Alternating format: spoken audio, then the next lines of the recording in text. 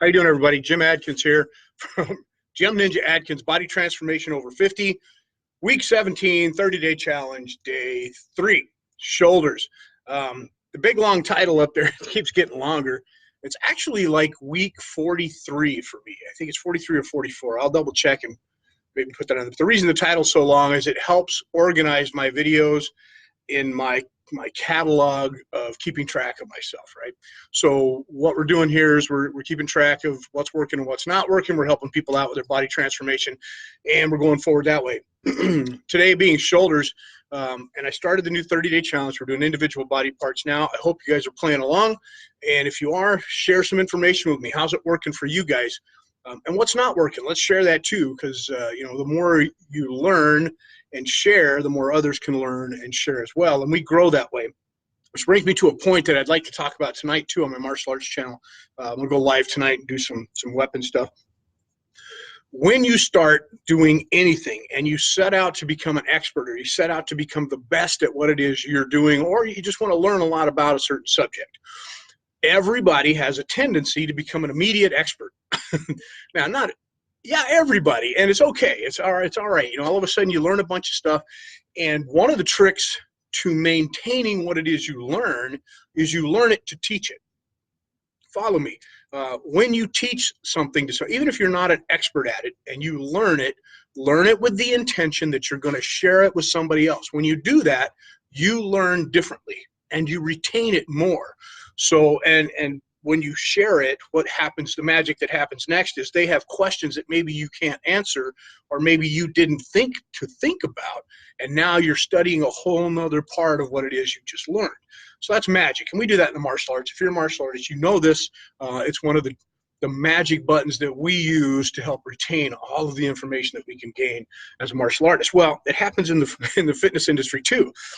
Now, real quick, if you want to jump off before I get into the lesson, today's shoulder exercise, I did 1, 2, 3, 4, 5, 6, 7 different shoulder exercises. I didn't superset. I only supersetted a couple, and I don't feel that pumped. I don't feel tired. It was a quick workout, 45 minutes. I'm not tired. I'm not pumped. I feel like I could go do another hour. I did 300 sit-ups. I did 100 jumping jacks to warm up. I don't know, and I'm going pretty heavy. I think just the one body part, though, I don't know. I'm going to try on Sunday. I usually do like a whole body. I'm going to superset either upper body or lower body, the whole thing, and see if that is the secret to having me feel pumped. All right, so let's get on to the lesson. People that think they know everything, and how do we learn? When you're a bodybuilder, I'm going to point this out because this just recently happened, or not even a bodybuilder, when you're into fitness and you're learning to change your body or take care of yourself, pretty soon you start feeling great and you find things that are working for you. And maybe you've asked a couple of questions, or you've looked on YouTube or whatever it is, and now you've got some information and you want to share it. Well, be careful how you share it, who you share it to, okay? Because 1, you're not an expert right away. 2, you can hurt somebody. Same thing with martial arts. Same thing with finances. Let's say you start making some good money and you're learning to invest, and you want to give people advice on the things that you're doing with your money to help them out. Well, that's a good idea, but you don't know their financial situation. You give them advice that works for you, and pretty soon they're in the doghouse. Same thing's true with fitness. Okay, this financial institution, or this castle doctrine, whatever you want to call your body, you know, recovery from losing a couple $1,000s might be different than recovery of doing something wrong that injures you permanently. So when you're studying to lift, and you're studying to change, and you're studying diet, nutrition, and you're new at it, try to avoid giving advice generally across the board to everybody.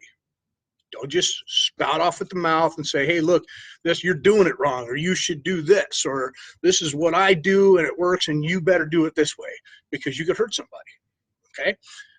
You hire experts to train you based on your physiology. Now, I'm 55 years old, okay? What works for me may not work for everybody. I have coaches that pay attention to that. We monitor, we measure, and we pay attention, and then we move forward. I share with you what I'm doing. If it works for you and you're in the similar situation, that's good. But what I'm telling you, when I share with you what I do, I make sure not to say, do this much weight, do these muscles in this order all the time. Let's work our biceps 10 times a week. These are things that probably won't be good for everybody. When you're doing physical fitness or when you're doing lifting weights or nutrition, there are certain rules that are across the board important.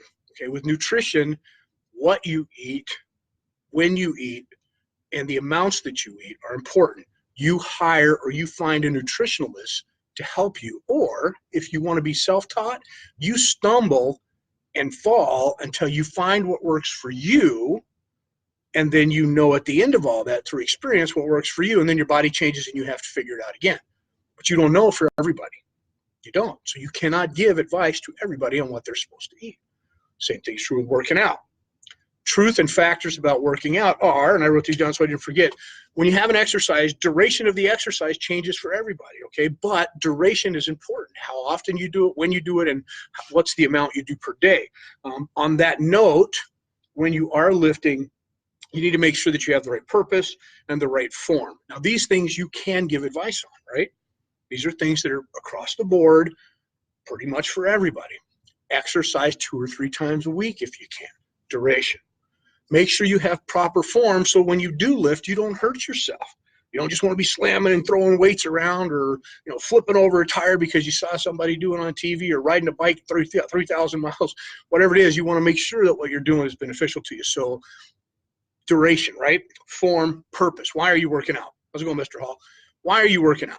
Are you working out to grow, get stronger, or trim down? I mean, all of these have different ways of lifting. So when you learn about form, you can give better advice based on that. But again, you need to be trained, okay?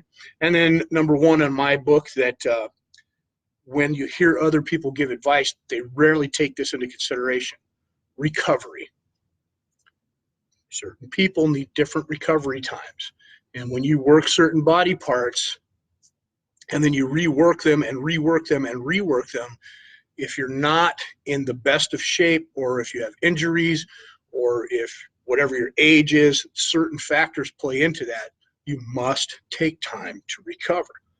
So if you work your biceps the first day of the week and you pound them and then you go Tuesday and you start working another exercise that uses the bicep as a supporting muscle and you haven't recovered yet, are you really doing a good job, or are you hurting yourself? If you give advice to somebody else who has an injury or hasn't done the recovery process right, or is not taking the right nutrients for the body to recover, is that really the best advice?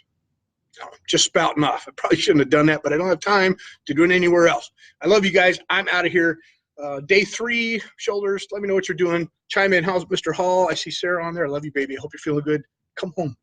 And we'll talk to you guys later tonight, all right? Good. Be good or don't get caught.